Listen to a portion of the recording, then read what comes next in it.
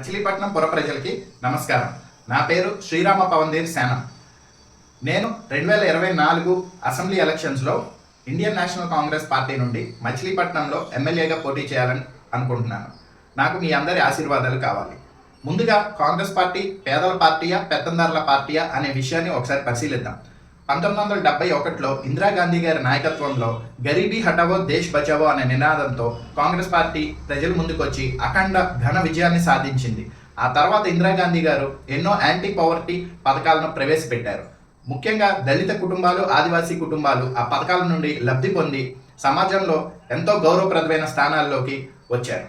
ఆ తర్వాత 1991లో భారత ప్రధాని పివి నరసింహారావు గారు మరియు మన్మోహన్ సింగ్ గారి టీం ఎల్పిజి అంటే లిబరలైజేషన్, ప్రైవేటైజేషన్, గ్లోబలైజేషన్ అనే ఎకనామిక్ పాలసీ భారతదేశ ప్రజల ముందుకు తీసుకువచ్చి మన భారతదేశంలో ఉన్న ఇండస్ట్రీస్ని, మన భారతదేశపు ఎకనామీని ప్రపంచపు ఇతర దేశాలతో పోటీ పడే విధంగా మార్చారు.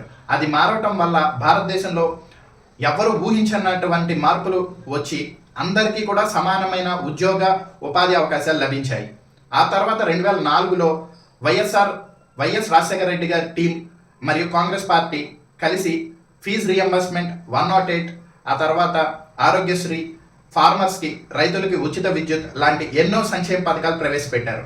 ఈ పథకాల్లో అందరూ కూడా ముఖ్యంగా ఆంధ్ర రాష్ట్రంలో, ఉమ్మడి ఆంధ్ర రాష్ట్రంలో అందరూ కూడా ప్రతి కుటుంబం కూడా లబ్ధి పొందారు. భారతదేశంలో ఉన్న ఎన్నో కులాలు, మతాలు, ప్రాంతాలు, రాష్ట్రాల ప్రజలందరినీ 108 కోట్ల ప్రజలందరి ఆలోచనల్ని, ఆశయాల్ని అర్థం చేసుకుని వాళ్ళ ఆలోచనలు, ఆశయాలకి తగ్గట్టుగా తను మలుచుకుంటూ భారతదేశాన్ని ముందుకు తీసుకెళ్ళగలిగే శక్తి ఉన్న పార్టీ. అందరూ మర్చిపోకూడని విషయం ఏంటంటే భారతదేశానికి స్వాతంత్రం పోరాటాలు చేసి స్వాతంత్రాన్ని తెచ్చిన పార్టీ ఈ కాంగ్రెస్ పార్టీ. అందుకే నేను ఈ కాంగ్రెస్ పార్టీని ఎంచుకుని మీ ముందుకి రావాలనుకుంటున్నాను. Thank you.